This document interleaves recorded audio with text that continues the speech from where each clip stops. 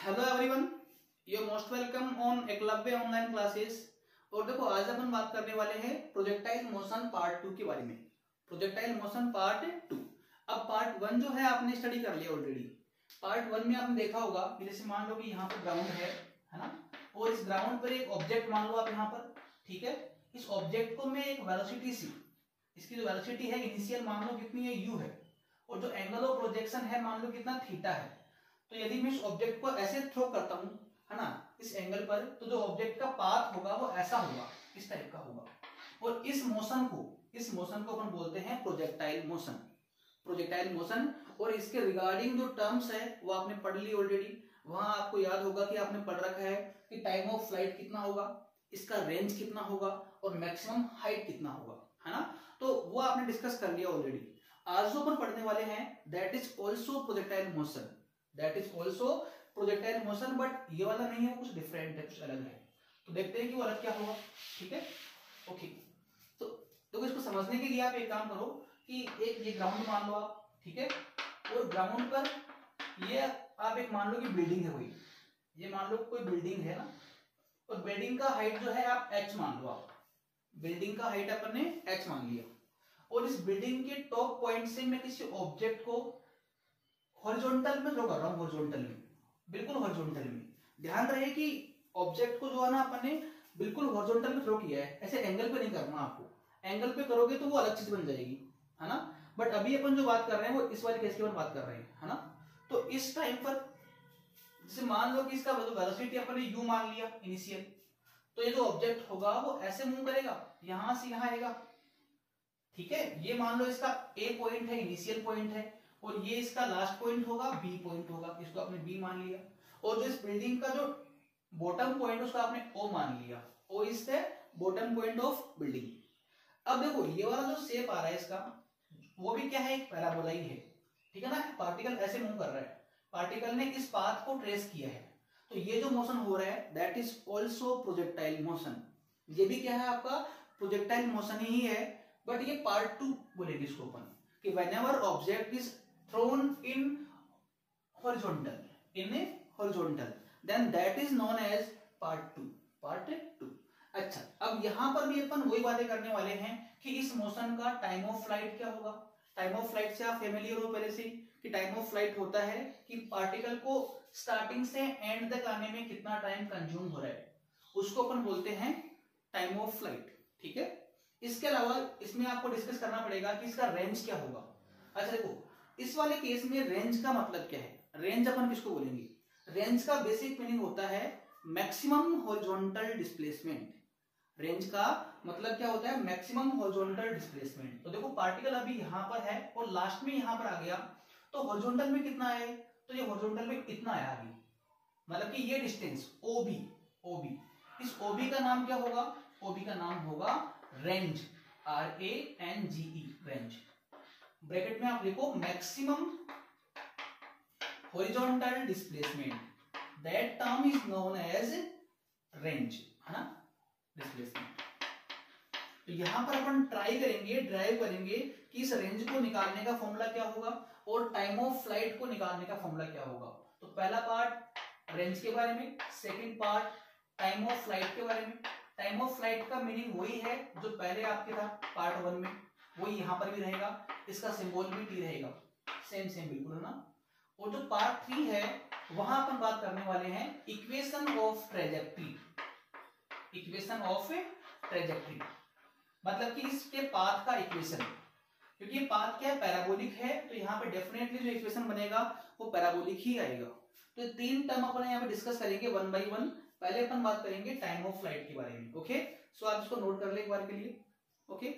And moving forward, now we will discuss time of flight, कि time of flight का formula क्या होता है, ठीक है। तो यहाँ पे हेडिंग का नाम लगाओ आप, फर्स्ट में आप लगाओ time of flight, time of flight. अच्छा, एक और चीज आपने ध्यान रखें हमेशा कि जो आपके फॉर्मूले आपने पहले पढ़ रखे हैं टाइम ऑफ फ्लाइट का, वो ओनली उसी मोशन में काम में आएगा, वो यहाँ पर काम में नहीं आएगा, है ना। तो वो फॉर्मूला अलग है, ये फॉर्मूला जो अपना आएगा वो अलग आएगा। अब ट्राई कर रहे हैं कि ये कितना आएगा, है ना। हालांकि जिस बच्चे को पहले वाला जो मोशन है अच्छे से आता होगा ना, तो इस वाले मोशन के सारे जो डेरिवेशन है ना खुद ही कर लेगा आराम से, है ना। ओके चलो, अच्छा देखो टाइम ऑफ फ्लाइट होगा ए से बी आने का टाइम, पार्टिकल को यहां से यहां आने का टाइम। तो पहली बात तो इक्वेशन जो होगी वो बनेगी ए से बी के बीच में, ए टू बी के लिए। अब बताओ कि आप ए से बी जर्नी के बारे में, मतलब कि कंप्लीट जर्नी के बारे में आप कौन कौन से पैरामीटर जानते हो, है ना, कंप्लीट जर्नी के बारे में। देखो इसमें आपसे पूछूंगा कि what is the vertical displacement, कि ए से बी जर्नी का वर्टिकल डिस्प्लेसमेंट क्या है। ए पॉइंट यहां पर है, बी पॉइंट यहां पर है, तो इस जर्नी में पार्टिकल जो है वो वर्टिकली कितना डिस्प्लेस हुआ, तो देखो ये हुआ है एच से, एच वैल्यू से, टावर की हाइट के बराबर। देखो पहले ये इस लेवल पे था, इस लेवल पे था, और अब इस लेवल पे आ गया, तो कितना नीचे आया, कितना ये नीचे आ रहा है पार्टिकल, उसको अपन बोलेंगे vertical displacement of complete journey, and that is H, है ना, basically that is equal to tower height. But यहाँ पे इसको आप लिखो माइनस एच, प्रॉपर साइन से, क्योंकि यहाँ पे साइन का बहुत ज्यादा इंपॉर्टेंस रहेगा। माइनस एच मैंने यहाँ पे क्यों लगाया है, बिकॉज जो डिस्प्लेसमेंट आ रहा है वो डाउनवर्ड आ रहा है। अपना जो कन्वेंशन है वो अपन ने ये बना रखा है कि जो भी चीजें ऊपर की ओर एक्ट कर रही है दैट विल बी पॉजिटिव, और जो चीजें, जो पैरामीटर, जो क्वांटिटीज डाउनवर्ड काम कर रही है that will be taken as negative. So here displacement is downward direction, so this will be in negative terms. अच्छा, ए से बी के बारे में जो वर्टिकल डिस्प्लेसमेंट है माइनस एच आ गया। ए से बी के बारे में बताओ मुझे आपकी what is the U Y. U Y का मतलब है इनिशियल वर्टिकल वेलोसिटी, इनिशियल का मतलब है पॉइंट ए पर, यहां पर। तो बताओ कि पॉइंट ए पर पार्टिकल के पास में कोई वेलोसिटी है क्या, वर्टिकल में। हॉरिजॉन्टल में तो आप उसको दी है यू, वो तो हॉरिजॉन्टल में है, अभी अपन बात कर रहे हैं वर्टिकल में, तो आपका आंसर रहेगा सर नो, जीरो, है ना। तो यू वाई का वैल्यू अपना आएगा 0 मीटर पर सेकेंड, क्योंकि वर्टिकल में स्टार्टिंग में कोई स्पीड नहीं थी, जो भी वेलोसिटी आई है बाद में आएगी, यहां आने पे आएगी, बट वो ग्रेविटी के इन्फ्लुएंस में आएंगी। अभी की बात करूं पॉइंट ए के बारे में, तो पॉइंट ए पर there is no velocity in vertical direction. Okay, इसके अलावा जो ए वाई है, acceleration in Y direction, acceleration in Y direction, और ये आपका होगा माइनस जी के बराबर। आई थिंक आपको मालूम होगा जो ग्रेविटी है वो कहाँ एक्ट करती है, डाउनवर्ड, इस प्लेन में, इस लाइन के ऊपर। तो वर्टिकल डायरेक्शन में जो एक्सेलरेशन है वो ग्रेविटी के इक्विवेलेंट है, और माइनस यहाँ पे अपने को लगाया है कि ग्रेविटी जो है that always acts towards centre of earth, downward direction, इसलिए हम माइनस आएगा। और एक और बात करूं मैं कि ए से बी आने का टाइम क्या है, तो टाइम तक को निकालना भी है, उसी को अपन ने क्या बोल रखा है, टाइम ऑफ फ्लाइट। तो 3-4 पैरामीटर आपने लिखे ए से बी के बारे में। अब आप टी को निकालो, आपको एक टी फाइंड करना है ना।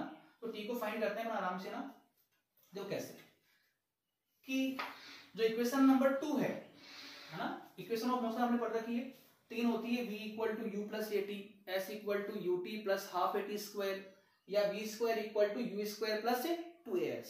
बट यहाँ पर जो इक्वेशन है वो सेकंड काम में आएगी, देखो आप, क्योंकि देखो आपको एस वाई, यू वाई और आपको ए वाई मालूम है, और आपको टी निकालना है, तो ऐसा इक्वेशन ओनली सेकंड होता है, इसमें चारों है ना आते हैं, उसमें कवर होते हैं। तो s इक्वल टू होता है you T plus 1/2 A T square, ये होता है सेकंड इक्वेशन ऑफ मोशन। अच्छा, अब देखो इस बार इक्वेशन को आप कहाँ लगाओगे, आप कौन से डायरेक्शन में आप इसको लगाने वाले हो, x में या y में। तो जो भी मुझे पैरामीटर मालूम है वो y के मालूम है, तो यहाँ पर जो इक्वेशन लगाएंगे अपन वो होगी y डायरेक्शन में, वर्टिकल डायरेक्शन में। तो यहाँ पे मैंने y लगा दिया। अब इन चीजों को आप, इनकी सारी वैल्यूज को आप विद साइन रखो, आप, मैंने साइन वहां पहले मेंशन कर दी ऑलरेडी।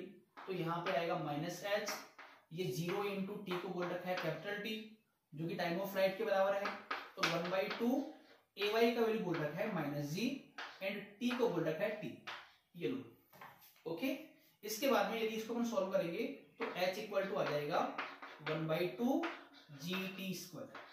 अब यहां से कैसे भी करके आपको t को सेपरेट करना है, क्योंकि आपका टारगेट ही क्या है, आपको t फाइंड करना है। तो टी स्क्वायर जो अपना आ जाएगा यहाँ से वो आएगा 2h/g, और यहाँ से जो t है वो आ जाएगा √2h/g।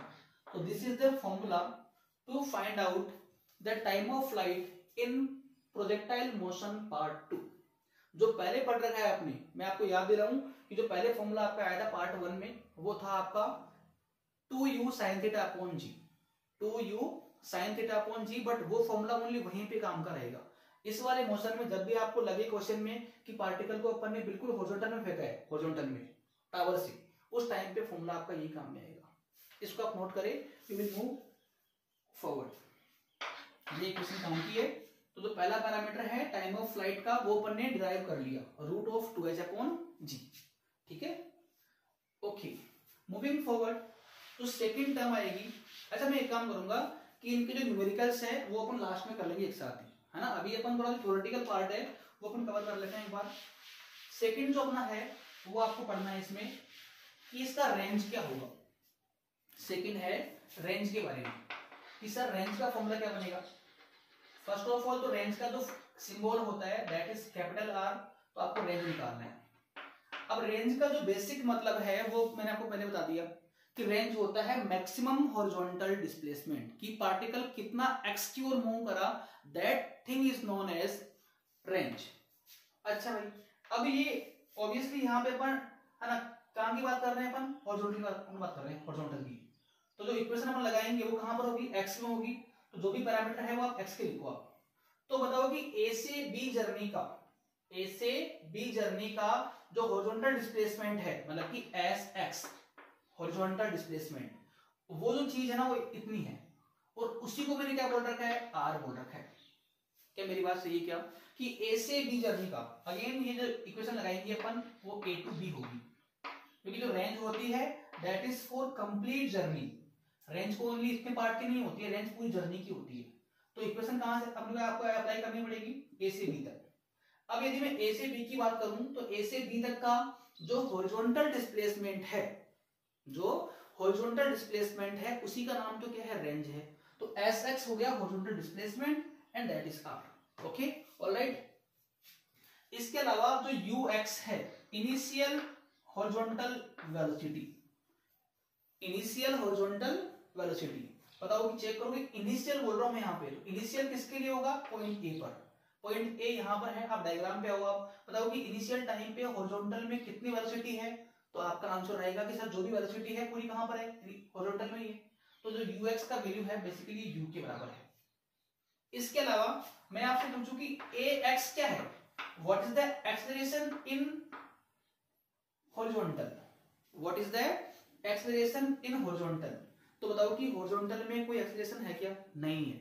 जो एक्सेलरेशन है, जो ग्रेविटी है, वो कहां काम करती है, ओनली वर्टिकल में।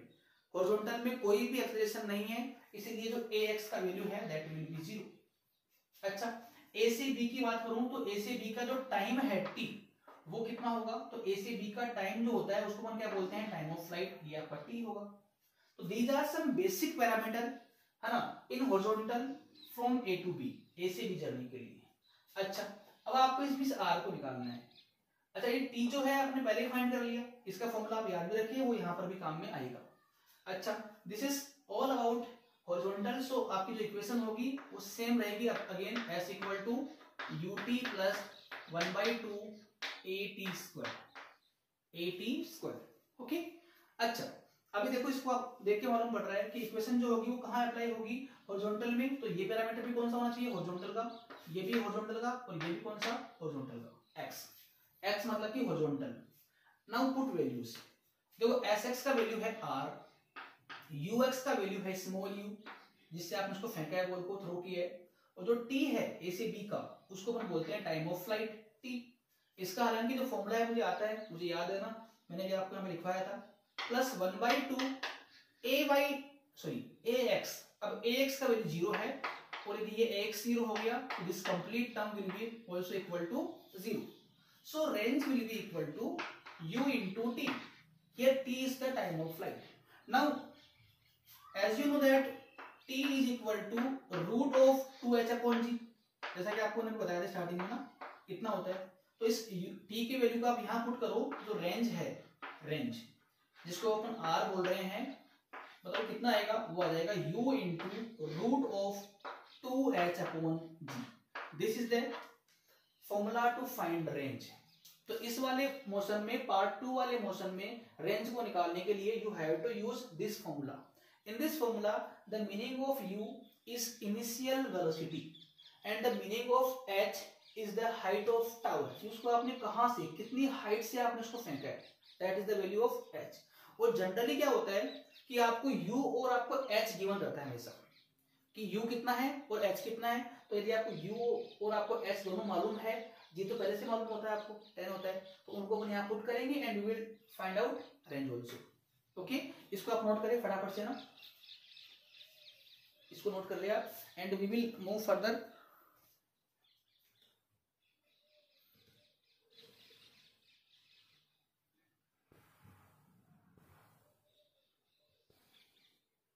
ठीक है, चलो moving forward, the next term which we are trying to derive, that is the equation of trajectory, equation of trajectory। तो थर्ड जो पैरामीटर है आपका, जो आपको डिराइव करना है, वो है equation of trajectory. Trajectory, trajectory बोलते हैं पाथ को, जो पाथ उसने ट्रेस किया है, मतलब कि ये पाथ। अब इस पाथ का इक्वेशन क्या होगा? वैसे आपको लग रहा होगा कि जो पाथ है वो पैराबोलिक है, तो जो भी इक्वेशन आएगा वो किसका होगा? पैराबोला का होगा। बट एग्जैक्टली वो इक्वेशन क्या होगा, है ना, एक्स और वाई के टर्म्स में आपको निकालना पड़ेगा। देखो ये वाला जो पार्ट रहेगा, थर्ड पार्ट जो रहेगा, दैट इज क्वाइट टफ, थोड़ा सा टफ रहेगा कंपैरेटिवली लास्ट वन। तो इक्वेशन ऑफ ट्रैजेक्टरी होता है कि जो भी इसने पाथ ट्रेस किया है उसका इक्वेशन निकालना आपको। जैसे आपको पता होगा कि जो स्ट्रेट लाइन होती है, स्ट्रेट लाइन, इसका इक्वेशन होता है y equal to mx plus c, है ना। तो वैसे ही आपको ये निकालना है कि इस वाली शेप का, इसके पाथ की शेप का इक्वेशन क्या होगा, है ना। पहले वो अपन फाइंड करते हैं और उसके बाद में आपको बताऊंगा कि उसका इंपोर्टेंस भी क्या है ना, उसका इंपोर्टेंस क्या रहेगा। ओके, ऑलराइट, चलो इसको ड्राइव करने के लिए पहली बात तो जो इक्वेशन होती है वो होती है इन टर्म्स ऑफ कोऑर्डिनेट्स, मतलब कि एक्स और वाई के टर्म्स में होगी। हाँ, जैसे मान लो कि पार्टिकल को अपन ये मान ले कि ये मान लो ओरिजिन है।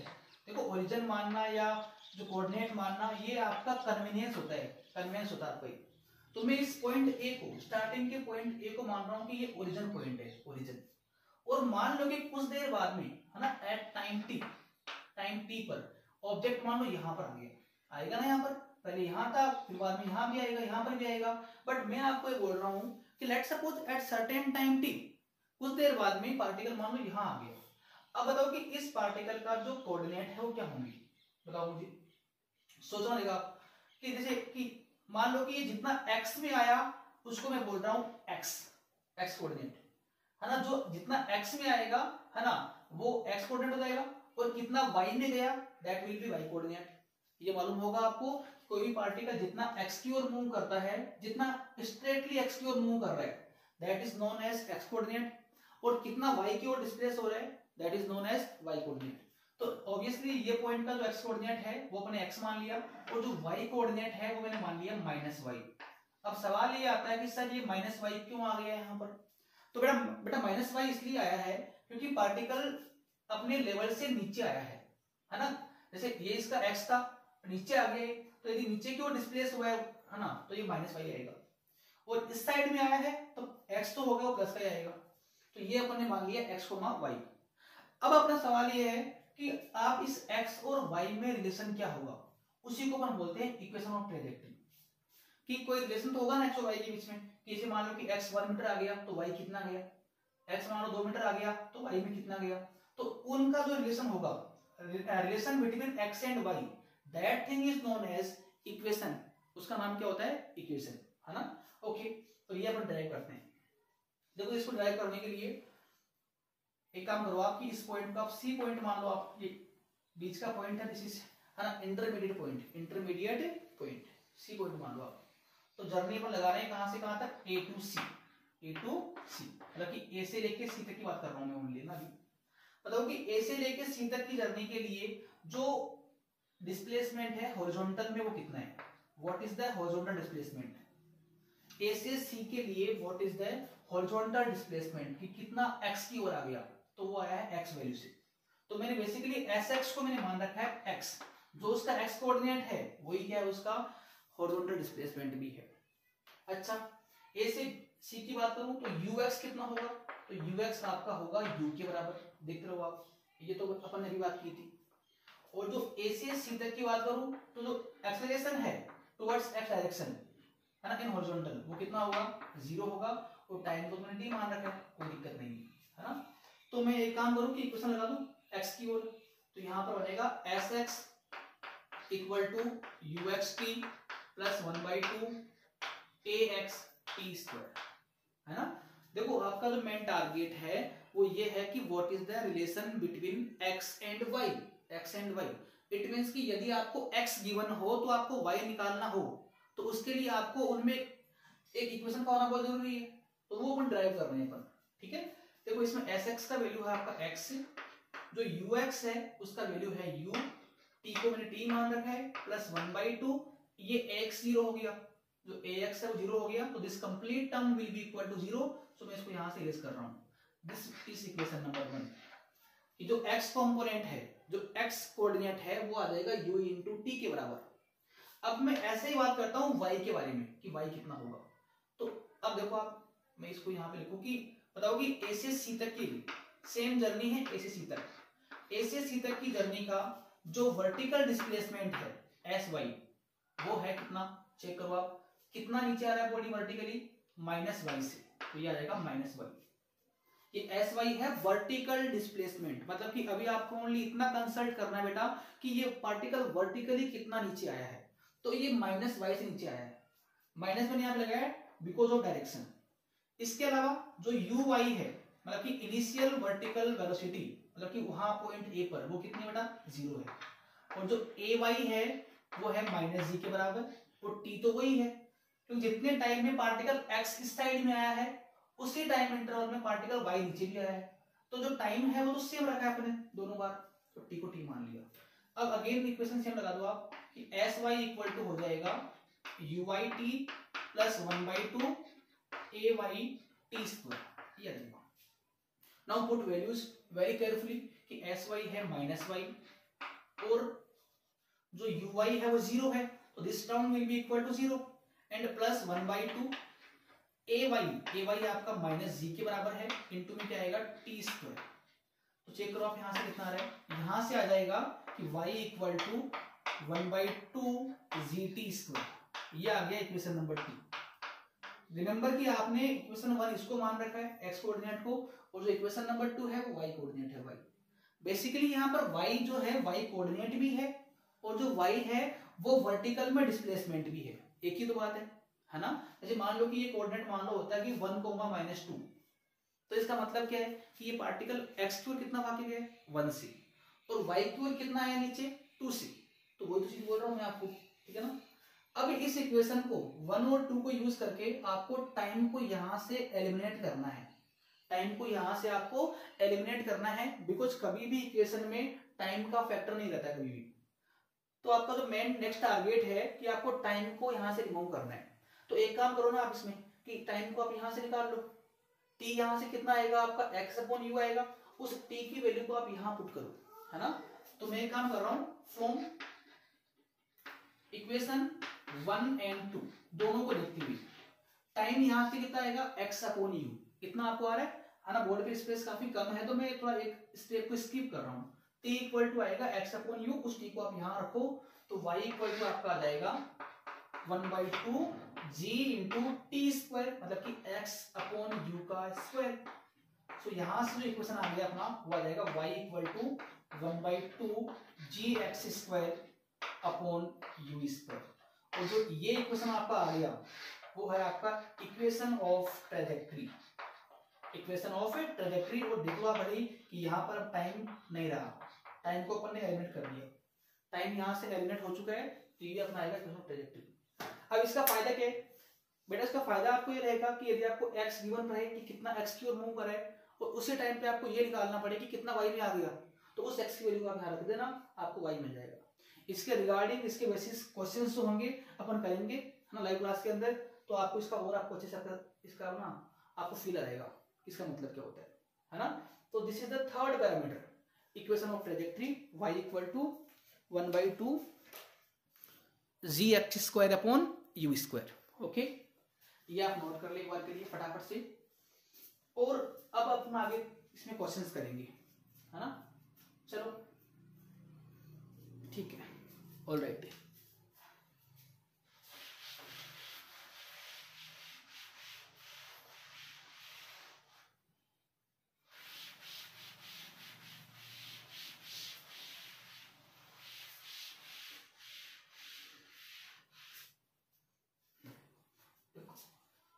क्वेश्चन ये है, एन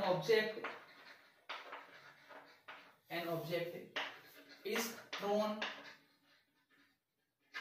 है ना, इन हॉरिजॉन्टल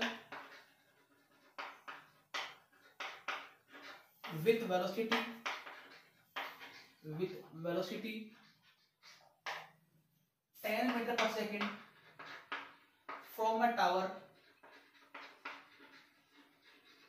of height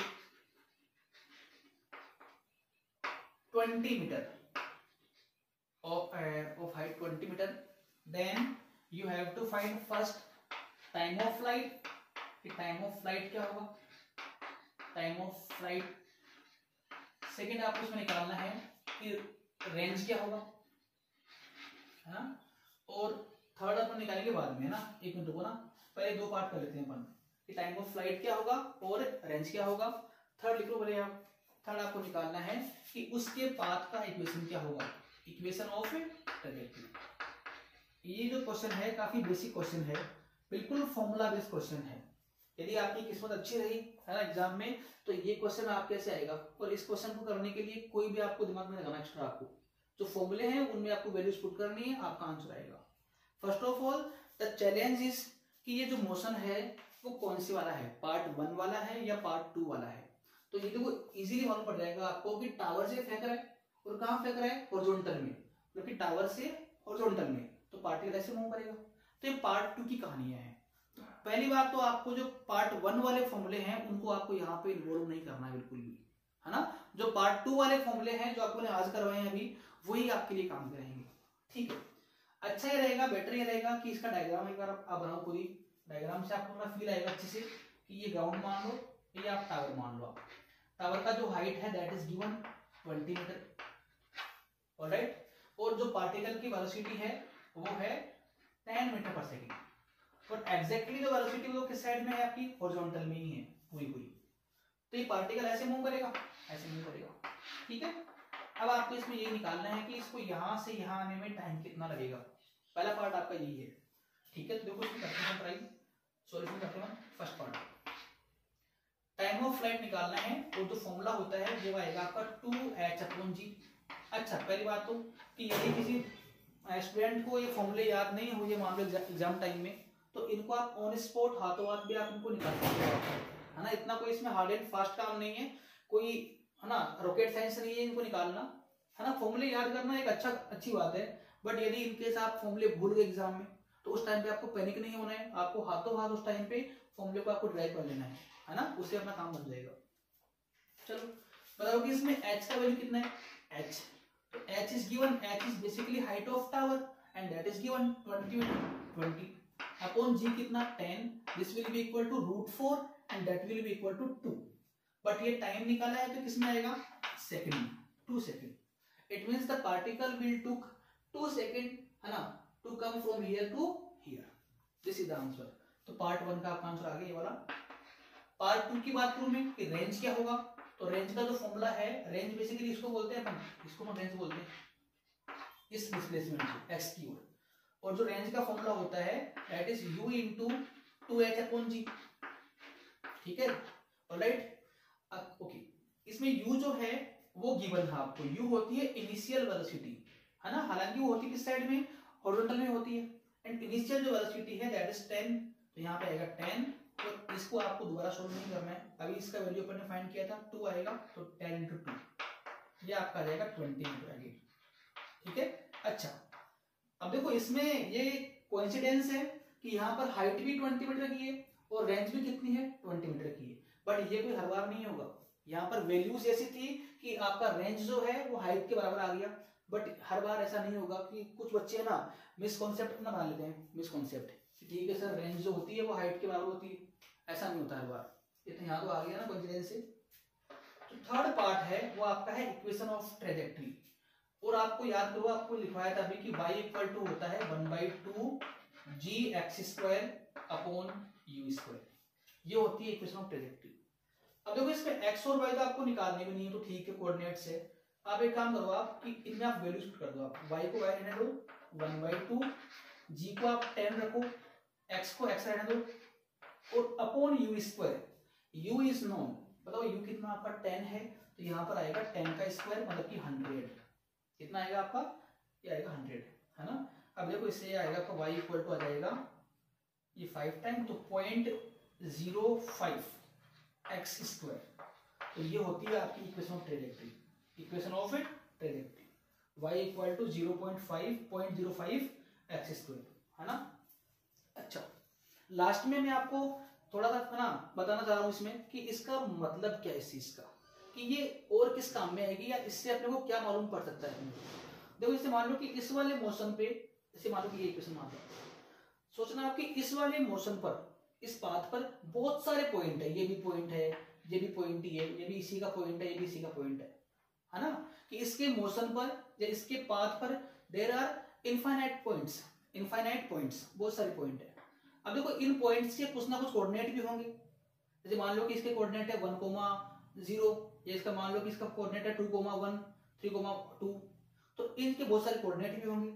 तो मैं बोलना आपको ये चाह रहा हूं इसमें कि ये सारे पॉइंट जो है, इन सब पॉइंट के जो कोऑर्डिनेट है वो इस वाले इक्वेशन को सेटिस्फाई करेंगे, इस वाले को, क्योंकि जो इक्वेशन है वो किसकी है, इसके पाथ की है।